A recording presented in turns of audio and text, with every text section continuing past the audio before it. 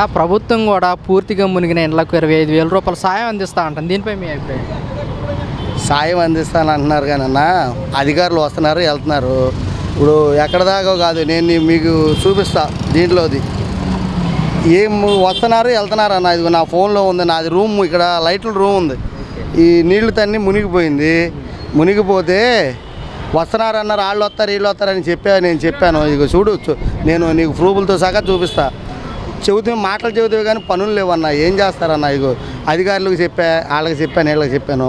ఇదిగో చూపిస్తాను చూడండి. మాకు గడపలోకి నీళ్ళు వచ్చి మణిగూలో నుంచి లోపలికి వచ్చినాయి నీళ్లు వచ్చి. ఇదిగోండి, ఇదిగో చూడండి, ఇది చూడండి. లోపలికి మణిగూలో నుంచి లోపలికి వచ్చినాయి నీళ్లు. చెబుతుంటే వస్తున్నామన్నారు, చేస్తున్నారు. 100 లైట్లు నేను ఈ బళ్ళ మీద లైట్లు అతికించుకుని బతుకుతా. 100 లైట్లు, 130 లైట్లకి 100 లైట్లు పాడైపోయి కాలిపోయినాయి. బోర్డు ఒకటి 5,000, 5 బోర్డులు పోయినాయి మొత్తం. ఇదిగోండి దీంట్లో ఉండే ఈడియోలో, ఈ ఈడియోలతో సహా వస్తున్నారు వెళ్తున్నారు. అలా తిరిగాము, ఏమీ లేదు. ఏదో చెబుతున్నారు ఇస్తున్నామంటున్నారు. ఇప్పుడు రేషను ఈ ఊళ్ళో తెచ్చిన అన్నాలు అవన్నీ పంచారు చేశారు, ఇస్తామంటున్నారు. ఇప్పుడు నేను వరద బాధితుడిని. కాకపోతే ఏంటంటే మాకు మైనస్, అందరికీ పేట అంతా మునిగిపోయింది. నాకు ఆల్రెడీ శనివారం నాడే నాకు ఇక్కడ మునిగిపోయింది. ప్రభాస్ కాలేజ్ వెనకమాల. ప్రభుత్వం ఏదో స్పందించింది ఇస్తామని అంటున్నారు కానీ ఇచ్చేది ఏదో చెబుతామని ఇచ్చేస్తామని. ఈ బియ్యం మట్టికి పంపిస్తారు కదా, దాన ధరలు వాళ్ళు పంపించిన మట్టి సగ్గా పంచుతున్నారు. ఈ వ్యాన్లో ఒకటి పెట్టారండి మంచిగా. జగన్ గారు పెట్టిన వ్యాన్లు ఎందుకు పనిరావు తీసేయాలన్నారు. అదొకటి వాళ్ళ జగన్ గారు పెట్టిన వ్యాన్లు వాళ్ళు బాగా పనిచేసినాయి ప్రభుత్వానికి. ప్రభుత్వం ఎవరిదన్నా కావచ్చు, జగన్ గారు పెట్టిన వ్యాన్లు అప్పుడు ఎందుకు పనికిరావు, వెళ్ళామంటే అడుక్కోవడానికి డబ్బాలు అన్నారు. ఆ డబ్బాలు వాళ్ళు పనికొచ్చినాయి. ఆ డబ్బాలు లేకపోతే వాళ్ళ వరదల్లో ఉండే జనాలకి మనం సహాయం అందిస్తాను కానీ బియ్యం అందిస్తాను కానీ ఏమి ఉండేది కాదు. వీళ్ళు వెళ్ళి ఇవ్వాలంటే ఇచ్చేవాళ్ళు కాదు. ఆ జగన్ గారు ఇచ్చిన డబ్బా వ్యాన్లు, రేషన్ వ్యాన్లు అవి ఎందుకన్నారు చూడు, అవి వాళ్ళు పనిచేసినాయి. జనం అందరూ బాగా అది ఒకటి మెచ్చుకుంటున్నారు. అదే మరి ఆ వెహికల్ని ఇప్పుడే తీసుకురావటం ఏంటంటారు? ఇప్పుడు కావాలండి గవర్నమెంట్కి. జగన్ గారు పెట్టిన వెహికల్ ఇప్పుడు అవసరం వచ్చినాయి. ఇప్పుడు లాక్కొచ్చారు బయటికి. ఇప్పుడు వాటితో అవసరం వచ్చింది కదా, ఆ వెహికల్ ఇప్పుడు కావాల్సి వచ్చినాయి. మామూలుగా జగన్ పిచ్చేవాడు, మెంటలోడు, వేర్రోడు, ఆయన మైత్రిచేంద లేదని చెప్పని అంటున్నారు కదా మంత్రులు, మినిస్టర్లు వాళ్ళందరూ. వాటిని పక్కన పడేసి కొత్త వ్యాన్లు తెచ్చివ్వచ్చు కదా. ఇప్పుడు జగన్కి చిన్న మెదడు చితికింది, వయసు రాలేదు, అది రాలేదు, ఇది జగన్ని తిడుతున్నారు. మంత్రులు తిట్టినాయి, ఎవరైనా తిట్టినాయి. ప్రభుత్వం ఎవరైనా కానీ ఒకళ్ళొకళ్ళు ముట్టుకోకూడదు. కొత్త వ్యాన్లు తెచ్చి అసలు ఈ వ్యాన్లు ముట్టుకోకూడదు కదా. ముట్టుకోకుండా కొత్త వ్యాన్లు తెచ్చేసి ఇప్పుడు సచివాలయాలకు తీసేసేసి అన్న క్యాంటీన్లు పెట్టారు. అట్లాగే ఈ వ్యాన్లు కూడా కొత్తవి తెచ్చి లైన్ వదిలితే అప్పుడు బాగుండే, జనం మెచ్చుకునేవాళ్ళు. మరి జగన్ ఇచ్చిన వెహికల్సే వాడుతున్నారు కదా. వాడుతున్నారంటే మరి ఏం చేస్తారండి, ఊరిని వాళ్ళు చెబుతారండి. ఇప్పుడు పిల్లలకి 15,000 ఇస్తామన్నారు ఒక్కో పిల్లోడికి. నాకు 3 పిల్లలు. 9వ క్లాసు పెద్దోడు, చిన్నోడు 6వ క్లాసు, పిల్ల 3వ క్లాసు. లేవు, బుక్కులు లేవు.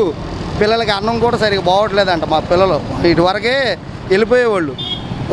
పప్పు చెక్కలు ఇస్తే తెచ్చుకు తినేవాళ్ళు. 3 పిల్లలు వెళ్ళి తినేవాళ్ళు. వెళ్ళిపోతామమ్మా అన్నాను కానీ వాళ్ళు ఇప్పుడు వాళ్ళ అమ్మ క్యారేజీ కడితే కానీ వెళ్తారు స్కూల్కి. ఏంటమ్మా అంటే బాగోట్లేదమ్మా, పురుగులు ఉంటున్నాయి, అవి ఉంటున్నాయి అని చెప్పని అంటున్నారు. 3 పిల్లలకు కూడా ఇంటికాడ నుంచి క్యారేజీ పంపిస్తున్నామండి. అవునండి. గత ప్రభుత్వంలో ఎలా ఉంది స్కూల్స్? ప్రభుత్వంలో బ్యాగులు 3 ఇచ్చేవాళ్ళు, 3కి బుక్స్ ఇచ్చేవాళ్ళు. ఏదో లేని ఏదన్నా ఉంటే రాస్తే 1-2 కొనుక్కొచ్చినేవాళ్ళు. మొన్న మాస్టర్లు రాసిస్తే మొత్తం బుక్కులు అవి కొనుక్కొచ్చా. పిల్లలకి బ్యాగులు కూడా కొనుక్కొచ్చాము, ఏమీ లేదు. మరి మా ఆవిడకి కూడా 15,000 వేస్తాం, 1,500 వేస్తామన్నారు నెల. 1,500 వేస్తున్నారు అని అంటే నేను లైన్లో ఉండేవారు. నేను నెల 1,500 వస్తే బాగానే ఉండదు, లేచేస్తారు కదా. నేను ఏమీ లేదు. క్యాష్ సర్టిఫికేట్ అన్నారు, ఇన్కమ్ సర్టిఫికేట్ అన్నారు. అసలు మీది ఎక్కడ, మీ క్యాష్ ఏంటి, మీరు ఎవరికి పుట్టారు, మీరు ఎట్ట పుట్టారు, ఎప్పుడు పుట్టారు, ఇవన్నీ అడుగుతున్నారు. అవన్నీ ఎక్కడ ఉంటాయి? ఇప్పుడు మేము మనుషులమేగా, పుట్టి 42 ఏళ్ళు. మా ఆవిడకి 20 ఏళ్ళు దాటినాయి కదా. అవన్నీ అప్పుడు లేని ఇప్పుడు వచ్చి అడిగితే ఇప్పుడు ఎక్కడ తెస్తాం, దొరుకుతాయా? మా నాన్నవాళ్ళు లేరు, వాళ్ళ అమ్మ నాన్నవాళ్ళు లేరు. అవన్నీ తేటానికి నీ డేట్ ఆఫ్ బర్త్ కావాలంట, నువ్వు ఎక్కడ పుట్టిందో కావాలంట. నువ్వు ఎక్కడ పుట్టిందంటే మేము పుట్టి పెరిగాము, 3 పిల్లలకు అన్నాము, 3 పిల్లలు మేము. మీరు మాదిగోళ్ళు అని అనడానికి నిదర్శనం ఏంటంటే మేము మాదిగోళ్ళం అని చెబితేనేగా మొత్తం SC STలు హిందూ మాలని రాపిచ్చి అన్నీ చేసింది. ఇప్పుడు కొత్తగా తేవాలండి. ఎక్కడ తేవాలండి? ఎక్కడికి వెళ్తే దొరుకుతాయి? నేను ఎక్కడ గుంటూరు జిల్లాలో పుట్టా. నేను 6 సంవత్సరాలప్పుడు విజయవాడ వచ్చా. ఇక్కడే ఉండి ఇక్కడే పెరిగా. మా తమ్ముడిది ఉంది క్యాస్ట్ సర్టిఫికేట్, అది ఉంది. మా ఆవిడది కావాలంటారు. ఏంటి ఇవన్నీ చిరాకులు, ఇవన్నీ తిరగలేవండి. అది ఇస్తే మంచిదే, ఇస్తే తీసుకుంటాం. ఇప్పుడు జగన్ గారు ఇచ్చేవాడు అమ్మఒడి 15,000 వేసేవాడు, దేనికో దానికి ఉపయోగించాము.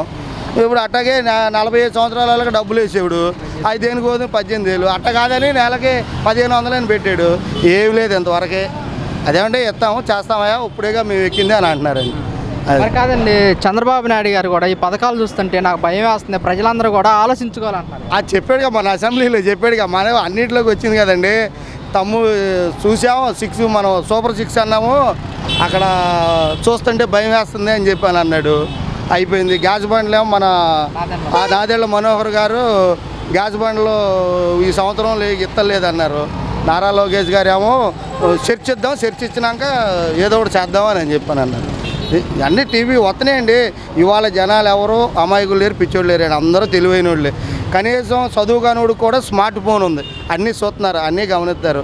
అది చేసుకుంటూ వెళ్తే మంచిది, చేయకుండా వెళ్తే ఇది కాదండి. నిన్న జగన్మోహన్ రెడ్డి గారు నందిగం సురేష్ గారి దగ్గరికి వెళ్ళి పరామర్శించడం జరిగింది.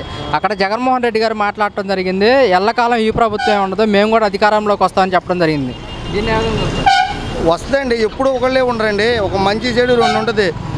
చెడు చేస్తేనేమో వెళ్ళిపోతారు, మంచి చేస్తేనే ఉంటారు. ఇప్పుడు ఇంకా నయమండి, నందిగాం సురేష్ సంగతి చెప్పారు. నందిగాం సురేష్ 5 బోట్లు మొన్న వరదలో నుంచి పంపించి ఆ ప్రకాశం బ్యారేజీని పడగొట్టారని చెప్పనని TV5 MTV వాళ్ళు ఈటీవీ వాళ్ళు ఉదరగొట్టారు ఫోన్లు. అయ్యే వచ్చినాయి వరుసగా. నందిగాం సురేష్ను ఇంకోళ్ళు రెడ్డి అంట, ఆయన పేరే తెలియదు నాకు. వాళ్ళు పంపించారంట ఈ పెద్ద పెద్ద లోడ్లు వేసి ఆ బ్యారేజీ పడగొట్టేసి జనాన్ని అవతల చేసేస్తే జగన్ గారు గద్దెక్కేస్తాడు అని చెప్పి పంపించారంటండి. ఇవన్నీ ఏంటండి, జనాలకి తెలీదా?